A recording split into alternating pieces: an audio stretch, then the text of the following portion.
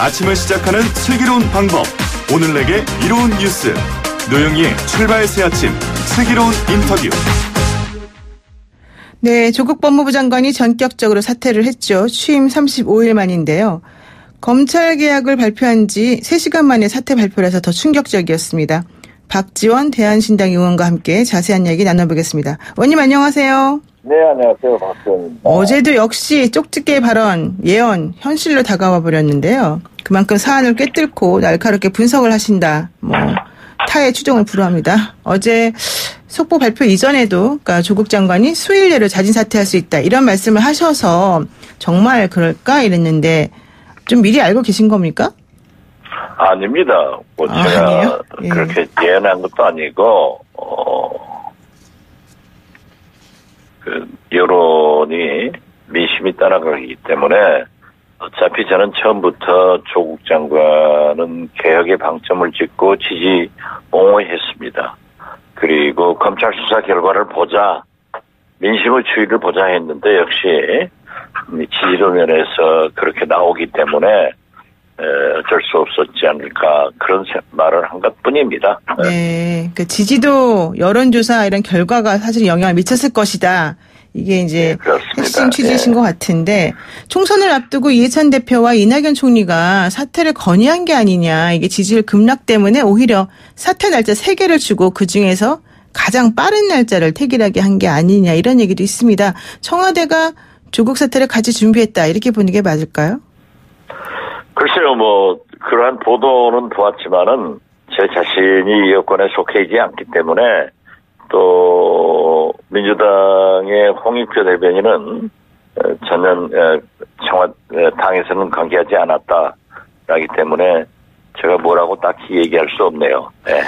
어제 저희 인터뷰에 나오셨던 김관영 바른미래당 의원도 여당에 있는 몇몇 의원들께서 조국 사퇴 관련해서 얘기를 했다 이런 얘기도 했고요. 또 우리 박지원 의원께서도 청부 사퇴 이런 얘기도 사실 하셨거든요. 그렇다면 여당 입장에서는 오히려 현재 상황에 대해서 물론 당혹감을 비쳤습니다만은 좀 홀가분해한다 이런 느낌도 있을 수 있을까요? 아무래도 이제 새로운 면을 맞기 때문에 여당으로서 새로운 출발을 하려고 하겠죠. 그리고 민주당 의원들이 무슨 청부 사퇴 이런 것보다는 우리 국회의원들이 만나면은 여야 관계없이 서로 속내 얘기를 자연스럽게 소통하기 때문에 네. 그러한 얘기도 나왔지 않는가 생각합니다.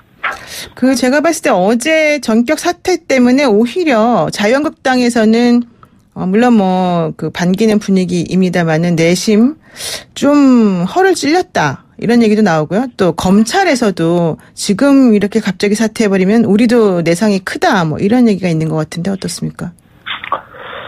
글쎄요, 한국당에서는 일단 파출소를 점령했으니까 다음 경찰서로 간다 하는 그런 얘기를 하지만은 네. 그건 좀 위험한 발상이고 검찰에서도 윤석열 총장이 선제적으로 수사 관행 등 과감한 개혁을 하겠다고 약속했고 실제로 실천해 나갔기 때문에 어느 정도 예측은 하고 있었지 않았을까 그렇게 생각합니다. 파출소를 점령했으니 경찰서로 가야 된다. 되게 의미심장한 말씀인데요. 사실 야당은 그동안에 이 조국 이슈를 가지고 거의 한 3개월 동안 내내 사실은 좀 잘 써먹었다. 이런 표현 너무 좀 저속하지만 그런 평가도 있습니다. 그렇다면 앞으로는 야당에서는 어떤 카드를 쥐고 전국에 대해서 좀 대처를 할까요? 글쎄 아무래도 당면은 지금 현재 검찰개혁 입법에 대한 패스트트랙 부의된 사항을 반대하고 있지만 민주당에서는 검찰개혁의 열망을 국민들이 나타내고 있다.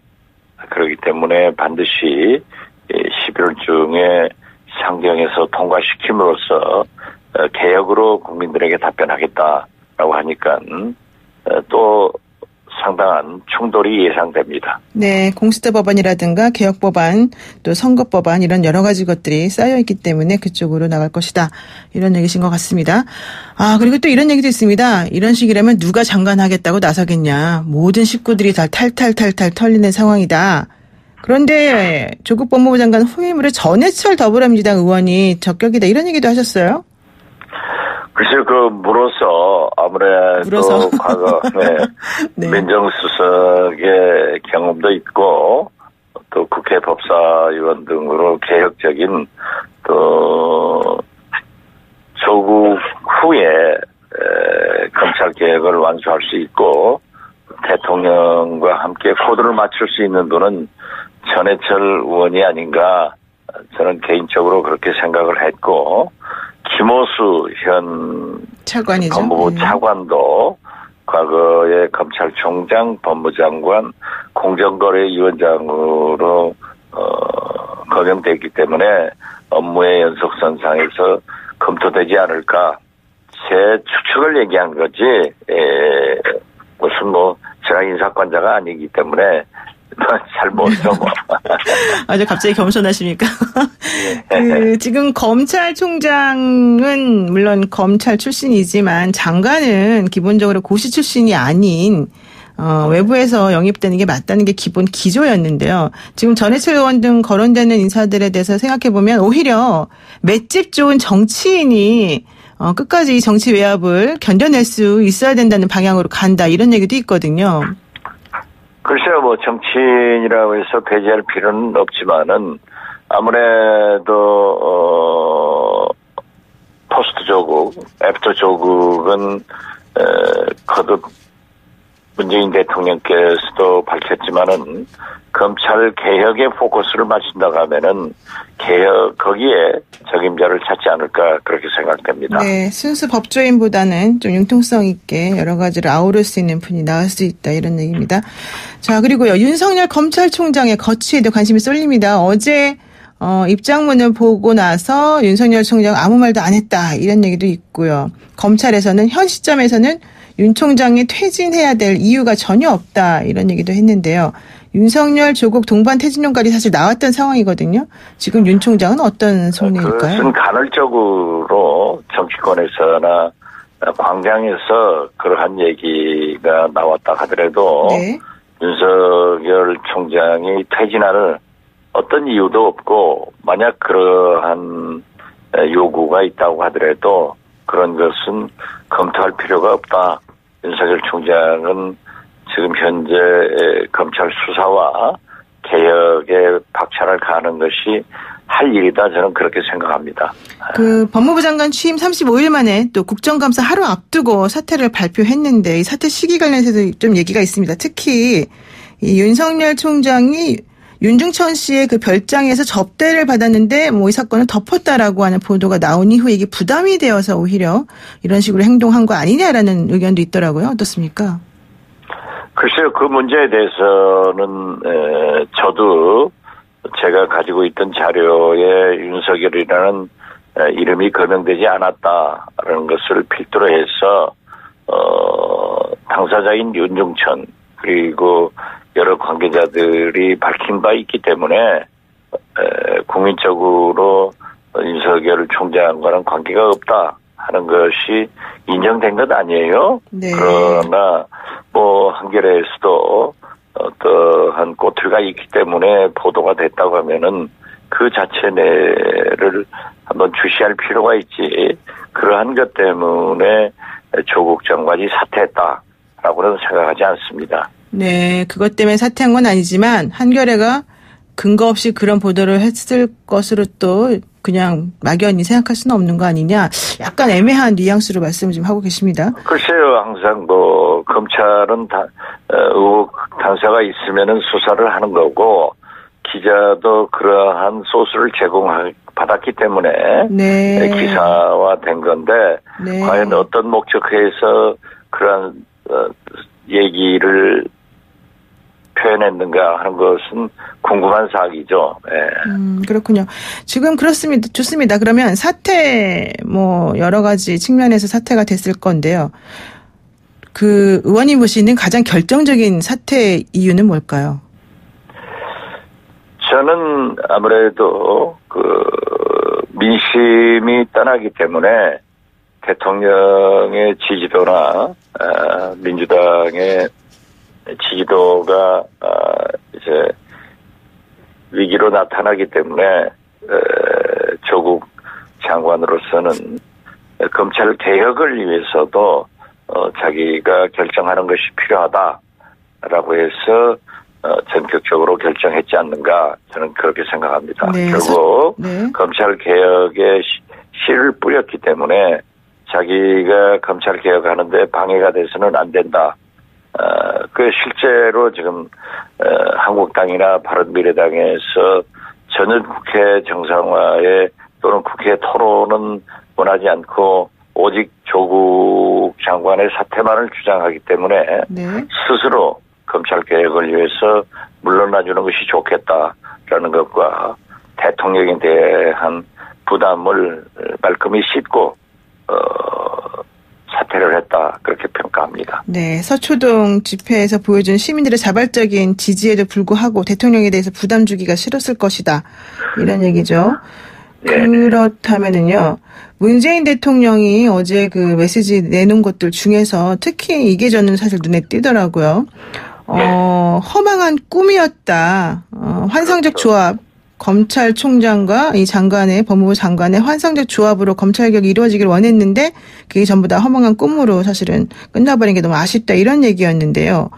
이 부분은 무슨 뜻일까요? 그러면 대통령으로서는 검찰 개혁을 공약했고 누차 강조를 했기 때문에 조국, 윤석열 이 드림팀으로 검찰 개혁을 해 나갔어야 된다. 그런데 이러한 사태로 인해서 장관이 사퇴하게 되니까 그런 표현을 썼지 않는가 생각합니다. 그러니까 그 전에 사실 노무현 대통령 때부터 검찰 개혁에 계속해서 암초에 부딪혀 왔는데 이번에도 그냥 좀 포기하겠다 내지는 너무 힘들다 이런 뜻을 표현한 건 아닙니까? 그렇지는 않습니다. 제가 볼 때는 문재인 대통령의 임기는 아직 절반이 안 됐습니다. 네. 2년 반이 남았기 때문에 오히려 이번 국민적 열망이 모든 여론조사에서 검찰개혁에 대한 지지가 월등히 높지 않습니까? 네. 그렇기 때문에 저는 이 동력을 가지고 검찰개혁을 가열차게 이루어낼 것이다. 그렇기 때문에 오히려 검찰개혁에 대한 좋은 길은 깔렸다 이렇게 생각합니다. 대통령이 혹시 검찰총장에 대해서 애들러서 조금 섭섭한 마음을 표현한 거다 이렇게 볼 수도 있나요?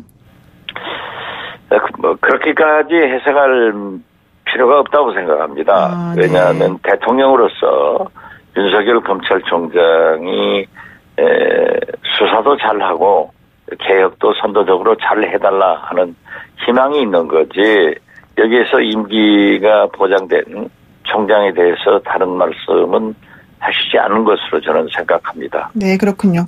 야당의 입장 한번 보겠습니다. 야당에서는요, 한 달짜리 법무부 장관은 문재인 대통령의 잘못이다. 공론 분열을 야기한 원인이었을 뿐이다. 이런 식으로 비난을 했습니다. 황교안 대표 같은 경우에도 대통령 사과를 요구하고 오히려 공수처 관련 법안은 지금 하면 안 된다. 다음 국회로 넘겨야 된다. 이런 얘기 했는데요. 이런 야당의 요구가 타당하다고 보세요? 글쎄요, 어제 대통령께서 수보회의에 그렇게 공개적으로 유감스럽다는 대국민 사과를 했기 때문에 네. 또 조국 장관이 책임을 지고 사퇴를 했기 때문에 저는 여기에 대한 책임이나 사과는 충분하다 이렇게 생각을 하고요.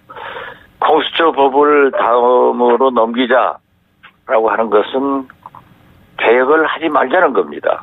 아, 네. 역대 정권에서 김영삼 대통령 이래 김대중, 노무현, 이명박, 박근혜, 문재인 역대 대통령들이 다 검찰 개혁을 공약을 하고 추진했지만은 다 다음으로 넘겨가지고 안 된 겁니다. 그래서 이번만은 그 개혁이 이루어져야 되는데 이것을 또 다음으로 넘기자고 하는 것은 하지 말자는 거다. 이렇게 저는 해석이 됩니다. 황교안 대표의 말은 공수처법안을 다음에 넘기자 이런 말은 결국은 하지 말자는 뜻하고 똑같은 것이다. 이런 그렇죠. 예, 과거에도 그렇게 해왔지 않습니까? 과거에도 마찬가지였고 네. 사실은 상당히 이 자유한국당 입장에서는 저항감이 크다 이렇게 볼 수 있네요. 물론 당연히 크죠. 예. 그 마지막 질문 하나 드리겠습니다. 조국 전 장관 지난번부터 계속 우리 의원님께서는 부산 총선에 나갈 수 있다. 또 대선급으로 오히려 야당이 키워줬다. 이런 얘기하셨는데요. 앞으로 부산 총선 나갈까요? 그렇죠. 검찰 수사 여부에 모든 것이 달려있고 또 그가 말씀한 대로 정경심 교수 등 가족들의 건강이나 그러한 상태가 잘 극복된다고 하면은 저는 국민 심판을 직접 받겠다 하고 나서리라고 예상합니다. 검찰 수사에서 얼마나 내상을 안 입고 잘 버텨내느냐에 따라 달려있다 이런 말씀입니다. 물론 수사는 생물이기 때문에 네. 누가 지금 얘기할 수 있겠습니까? 네, 여기까지 말씀 듣겠습니다. 고맙습니다. 네, 감사합니다. 네, 지금까지 대한정치연대 박지원 의원과 함께했습니다.